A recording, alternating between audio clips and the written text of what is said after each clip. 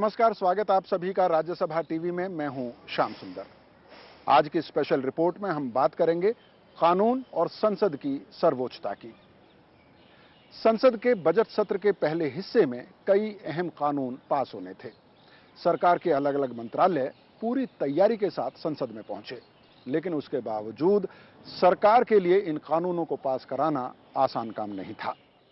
दरअसल पिछले दिसंबर में सरकार ने कई अध्यादेश जारी किए थे और इन अध्यादेशों को संसद सत्र शुरू होने के 6 सप्ताह में कानूनों में तब्दील करना जरूरी था। मोटर व्हीकल एक्ट, खान और खनिज मंत्रालय से जुड़ा हुआ अध्यादेश, इसके अलावा कोयला खान आवंटन से जुड़ा हुआ अध्यादेश, इन पर सब पर जमकर बहस हुई। लेकिन सबसे ज्यादा बहस हुई भूमि अधिग्रहण से जुड़े संशोधन विधेयक पर। उसके बावजूद अभी तक यह कानून पास नहीं हो पाया है और इस पर बहस चल रही है। इस बहस को आगे ले जाने से पहले आइए सबसे पहले देखते हैं कि संविधान में अध्यादेश का क्या प्रावधान है और किस तरह का अधिकार संविधान सरकार को अध्यादेशों को लेकर देता है। इसके अलावा हम इस बात पर भी नजर डालेंगे कि सरकारों का अध्यादेशों को लेकर किस तरह का इतिहास रहा है।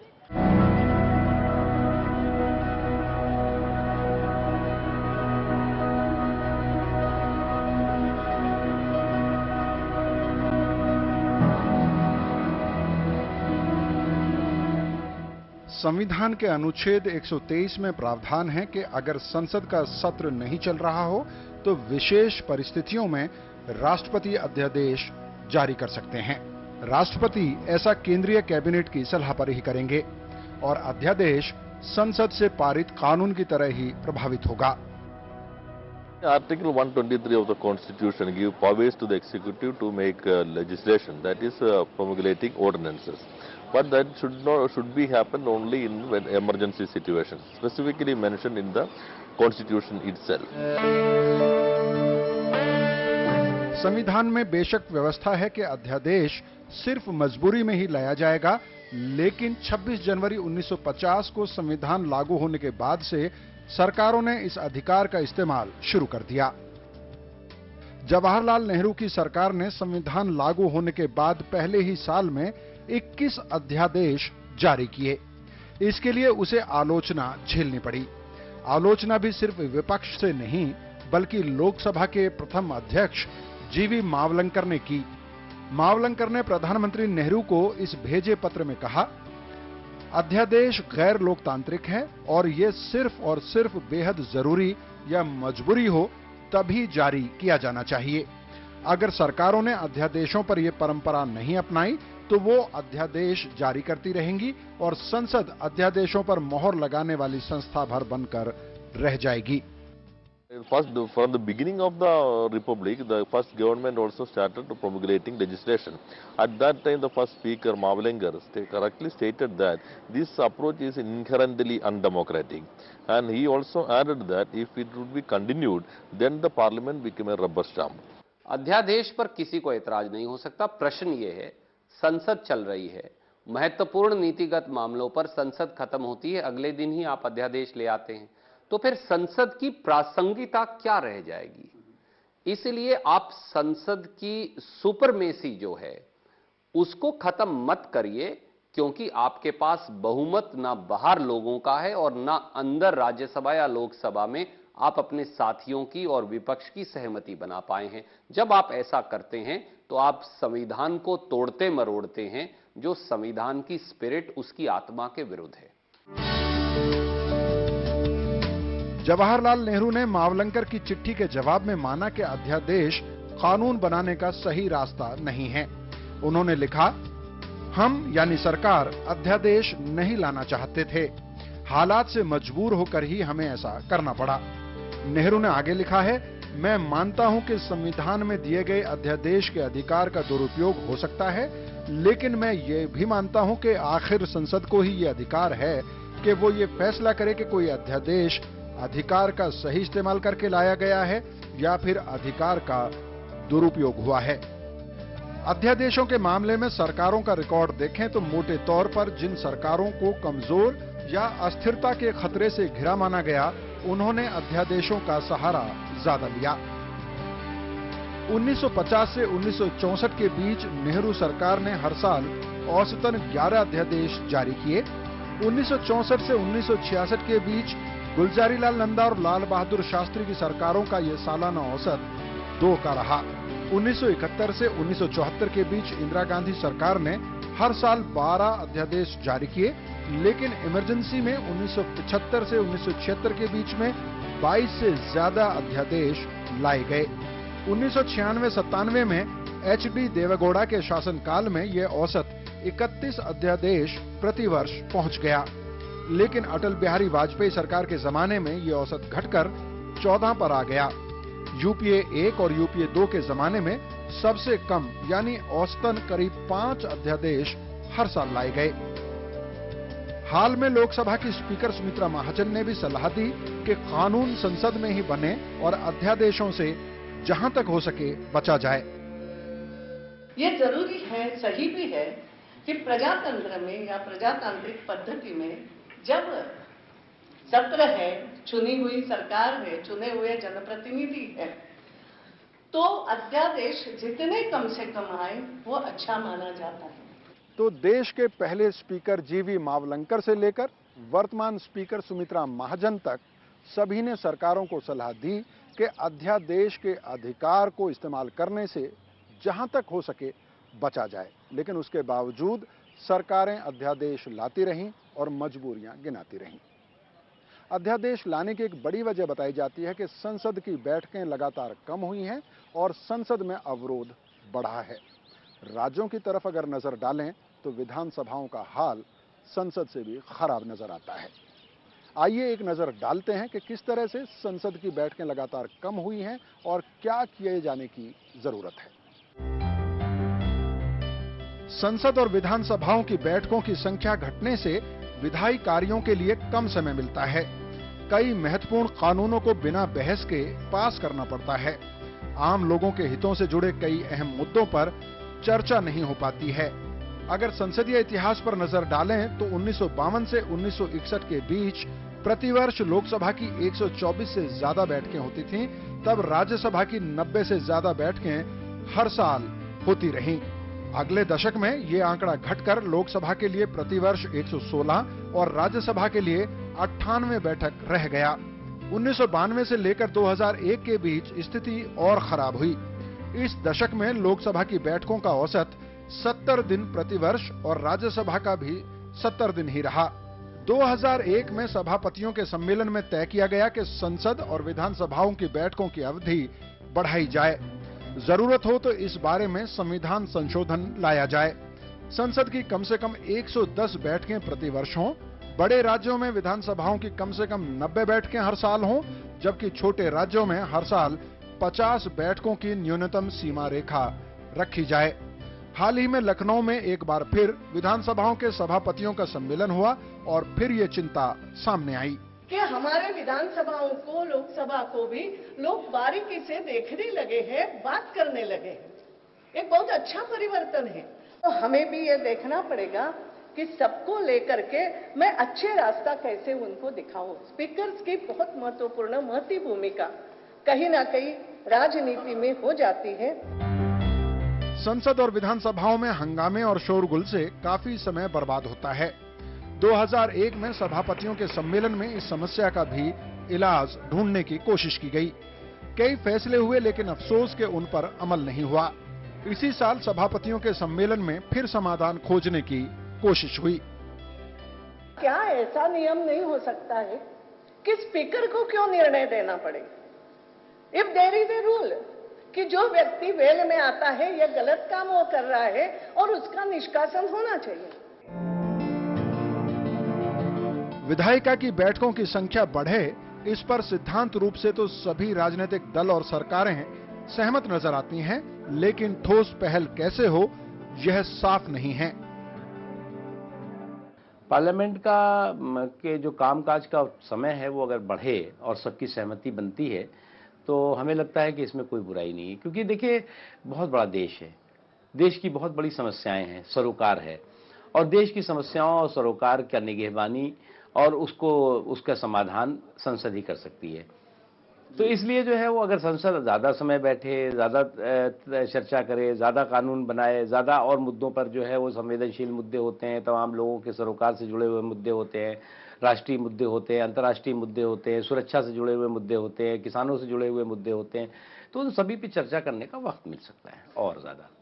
संविधान बेशक सरकारों को अध्यादेश जारी करने का अधिकार देता है, लेकिन जहां तक कानून बनाने का सवाल है, अधिकार में संसद की सर्वोच्चता निर्विवाद है। अभी तक हमने इस बहस के सैद्धांतिक पहलू पर नजर डाली थी। आइए जरा गौर करते हैं इस बहस के राजनीतिक पहलू पर। बजट सत्र के पहले हिस्से में संसद में अध्यादेशों पर जमकर बहस हुई। विपक्ष ने सरकार पर आरोप लगाया कि वो अध्यादेशों के सहारे देश चलाना चाहती है और संसद की अवहेलना हो रही है। सरकार ने अपने तर्क दिए। लोकसभा में सरकार की तरफ से पेश किए गए सभी विधेयक पास हो गए, लेकिन राज्यसभा में सरकार को काफी मशक्कत करनी पड़ी। हालांकि ज्यादातर अहम बिल राज्यसभा में वो पास कराने में कामयाब रही, चाहे वो इंश्योरेंस बिल हो, कोल माइन से जुड़ा हुआ बिल हो या फिर माइंस और मिनरल से जुड़ा हुआ बिल हो। लेकिन भूमि अधिग्रहण संशोधन विधेयक ऐसा था जिस पर सरकार को किसी पार्टी का सहयोग नहीं मिल पाया और वो विधेयक अभी भी अधर में लटका हुआ है। लोकसभा में स्पष्ट बहुमत के साथ सरकार को नागरिकता संशोधन विधेयक, कोयला विशेष उपबंध विधेयक और खादान और खनिज संशोधन विधेयक के साथ साथ भूमि अधिग्रहण विधेयक को भी आसानी से पास कराने में सफलता मिल गई। वैसे इस दौरान लोकसभा में भी अध्यादेशों का सहारा लेने के लिए सरकार को खूब आलोचना झेलनी पड़ी। राज्यसभा में तो सरकार को कोयला और खादान एवं खनिज विधेयकों को विपक्ष के दबाव में प्रवर समिति को भेजना पड़ा। आखिरकार ये अध्यादेश कानून बन गए, लेकिन भूमि अधिग्रहण संशोधन विधेयक पर सरकार की कोशिशें नाकाम रही। पहला स्पीकर जो है वो ऑर्डिनेंस जवाहरलाल जी ने निकाले थे, उसको भी क्रिटिसाइज किया उन्होंने। और ये भी सही है कि इस ऑर्डिनेंस में ऑब्जेक्शन सबसे ज्यादा ये कि पार्लियामेंट के खत्म होने के बाद दूसरे दिन निकाला है इन्होंने। इसका मतलब पार्लियामेंट से आप मुंह छिपा के और सारी जो परंपराएं और संस्थाएं उनको इग्नोर करके, यहां सिस्टम है स्टैंडिंग कमेटी का, सेलेक्ट कमेटी का, आप जो है वो सिर्फ यानी चूंकि आपके दिमाग में जो है रूलिंग पार्टी के कि इस रास्ते से हमको जाना, उस रास्ते पे आप ये सोचने को तैयार नहीं कि आप संस्थाओं को किस तरह इग्नोर कर रहे हैं। सरकार का इस मामले में पुराना तर्क है, यानी यह कि अध्यादेश देश हित में लाए गए हैं। अगर मान लीजिए सदन में किसी भी दोनों हाउसेज में, लोकसभा या राज्यसभा में, कहीं पर भी कोई ऐसा कानून है जिसको कि बनाना जरूरी है और अगर वो नहीं बन पा रहा है, किसी कारण से नहीं बन पा रहा है, कुछ विरोध के कारण नहीं बन पा रहा है, कुछ कंफ्यूजन के कारण नहीं बन पा रहा है, तो सरकार के पास जो है वो संवैधानिक अधिकार है अध्यादेश का। विपक्ष की आलोचना में सबसे बड़ा मसला था कि सरकार ने नीतिगत मामलों पर संसद की अवहेलना की। While we are looking to these ordinances, land acquisition amendment, that is an amendment bill, amendment to a legislation which gone through a very expanded democratic process. After the standing committee hearing all stakeholders, there the parliament discusses the bill, thereafter the bill became a law. Then the government unilaterally, without taking consideration of any stakeholders, on the basis of some request or complaint, unilaterally they made these amendments. That is totally undemocratic. जिनसे देश का मतलब 70% आदमी जुड़ा हुआ है land acquisition, वो self employed है।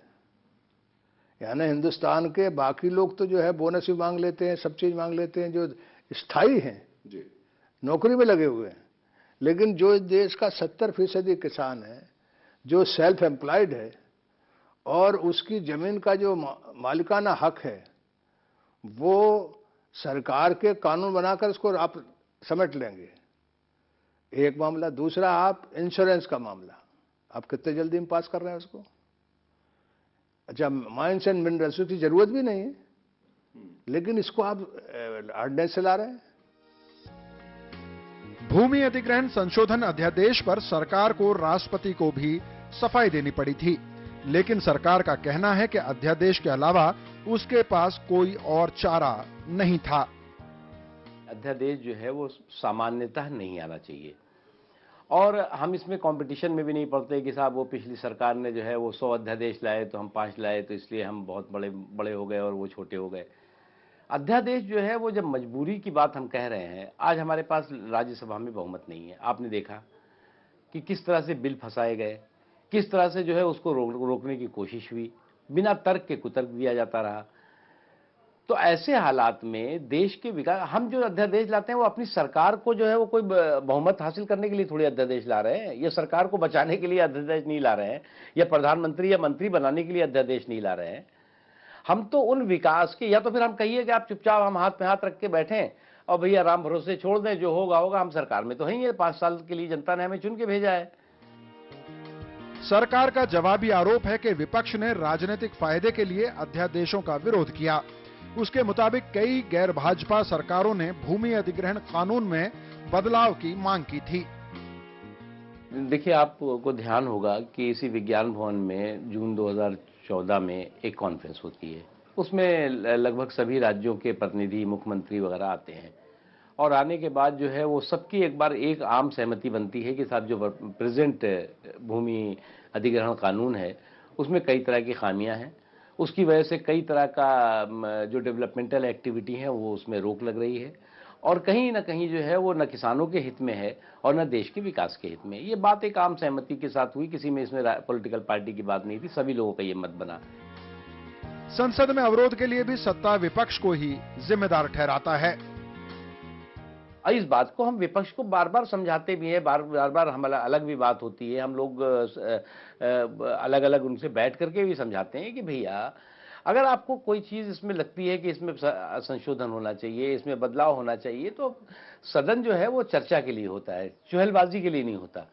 लेकिन अफसोस की बात है, चर्चा कम हुई, चुहलबाजी ज़्यादा हुई। वो तो क्या है, मैं बहुत से सांसद, बहुत सी पार्टियां ऐसी हैं जिनको कि मैं उनको धन्यवाद करता हूं कि उन्होंने बहुत ही जिम्मेदारी का व्यवहार किया, और बहुत देर रात तक हमारा दोनों सदन बैठे और बैठ करके उन्होंने चर्चा की, और कई कानून पास हुए, कई बिल पास हुए, चाहे माइन मिनरल हो, चाहे कोल हो, चाहे इंश्योरेंस हो, या कई और मोटर व्हीकल एक्ट है, कई ऐसे महत्वपूर्ण हैं जो देर रात तक हम लोगों ने बैठ के पास भी किए हैं। जिस प्रकार से जेटली साहब और आदरणीय सुषमा स्वराज जी ने और भाजपा ने एक नीतिगत तरीके से इस देश में कानून को बनाने और संसद को चलने से रोके रखा, वो अपने आप में पूरे देश ने देखा। कांग्रेस ने एक जिम्मेवार विपक्ष की भूमिका निभाई है।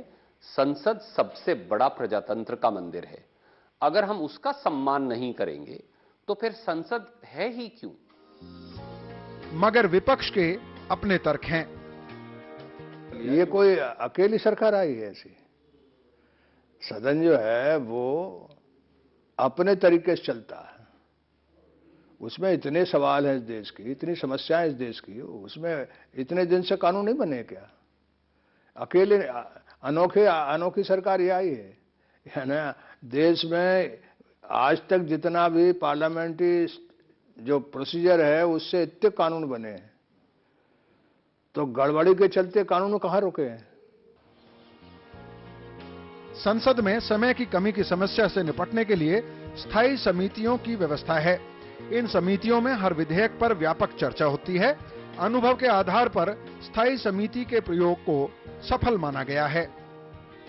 Parliament doesn't have a power to hear the views of stakeholders directly. That is true. The members of Parliament are working within the society. They have the access to the public and stakeholders, know their views, but that is not a structured mechanism. The only structured mechanism available in a parliamentary democracy to hear the views of stakeholders, public hearing, that is standing committee.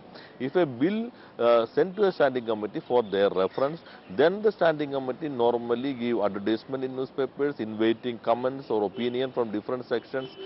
Then the public has the right to appear before the committee. संसदीय समितियों की भूमिका अहम है, लेकिन इन समितियों की सिफारिशों को मानना या खारिज करना सरकार के ऊपर होता है। इसलिए अब यह सुझाव दिया जा रहा है कि संसदीय समितियों की सिफारिशों को स्वीकार करना या ना करना संसद का अधिकार होना चाहिए। संसदीय समिति की व्यवस्था को मजबूत करने की जरूरत सभी महसूस करते हैं, मगर विपक्ष का इल्जाम है कि मौजूदा सरकार विकास की दुहाई देकर इस स्थापित व्यवस्था को भी ध्वस्त कर रही है।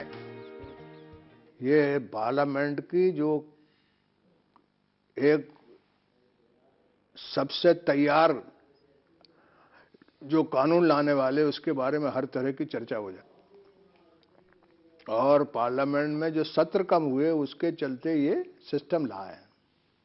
ये दुनिया में भी सिस्टम है, लेकिन यहां तब आया है, पहले से नहीं था। अब एक संस्था, एक व्यवस्था इमर्ज हो गई, इवोल्यूशन हो गया, और अब जो है वो आप नया तर्क दे रहे हो। जो संस्थाओं को बाईपास करके कोई चीज की जाएगी वो नुकसान करती है देश को।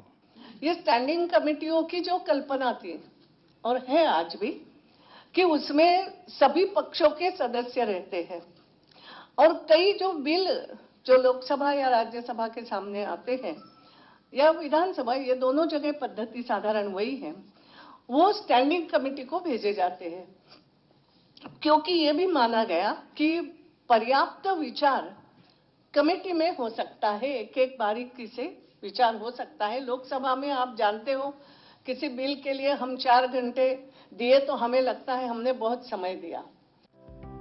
जाहिर है सरकार इस आरोप से इनकार करती है। आपने जो बात कही वो सही है कि बहुत बार स्टैंडिंग कमेटीज की रिपोर्ट्स को 100% नहीं सरकारें मानती। हम और पिछली सरकार का तो ये बहुत रिकॉर्ड रहा है कि उन्होंने तो बल्कि 100% का 10% भी नहीं माना कभी। लेकिन हमारी कोशिश होती है कि जो स्टैंडिंग, अब जैसे कोल माइन पे, माइन मिनरल पे या कोल पे सेलेक्ट कमेटी बनी, उसने जो है वो 1 हफ्ते के अंदर रिपोर्ट दे दी अपनी।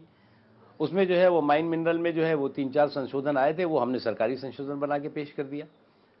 जो भी सुझाव कोल में आए उसको भी हमने कहा कि हम जो है वो उसको मिस्टर पीयूष गोयल ने कहा खड़े होकर के कि हम उसको जो है वो जब रूल बनाएंगे तो उसके रूल में उसको डालेंगे। तो मुझे लगता है कि बहुत सी चीज़ें जो है वो, बहुत सी चीज़ें तो हो सकता है कि कानून का हिस्सा न बने, लेकिन रूल का हिस्सा बन जाती हैं, तो वो एक तरह से कानूनी होता है। इस बहस को समेटते हुए हम एक बात कह सकते हैं कि चाहे वो देश की पहली जवाहरलाल नेहरू की सरकार हो या फिर वर्तमान नरेंद्र मोदी की सरकार, सभी ने ये माना कि अध्यादेश का प्रावधान संविधान निर्माताओं ने सिर्फ इमरजेंसी में इस्तेमाल करने के लिए किया था, लेकिन उसके बावजूद सभी सरकारें बेझिझक इस अधिकार का इस्तेमाल करती हुई नजर आईं। ये तर्क माना जा सकता है कि संसद की बैठकें लगातार कम हुई हैं, संसद में अवरोध बढ़ा है, लेकिन इसको बहाने के तौर पर इस्तेमाल करना गले नहीं उतरता है, क्योंकि संसदीय प्रणाली ने लगातार अपने आप को मजबूत भी किया है।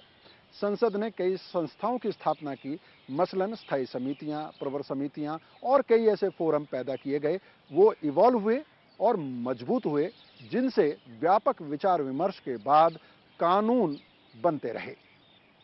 अब जब अध्यादेशों पर नए सिरे से बहस शुरू हुई है, तो कुछ लोग ये सलाह भी देते हैं कि अध्यादेशों का प्रावधान संविधान से समाप्त कर दिया जाना चाहिए। अब ये एक दूर की संभावना नजर आती है कि इस बहस को आगे बढ़ाया जाए और ये प्रावधान समाप्त हो जाए, लेकिन कम से कम इस बहस के शुरू होने से फिर से इस पर विचार हो कि अध्यादेश का इस्तेमाल सिर्फ और सिर्फ इमरजेंसी और अर्जेंसी में ही किया जाए। फिलहाल मुझे अनुमति दें। नमस्कार।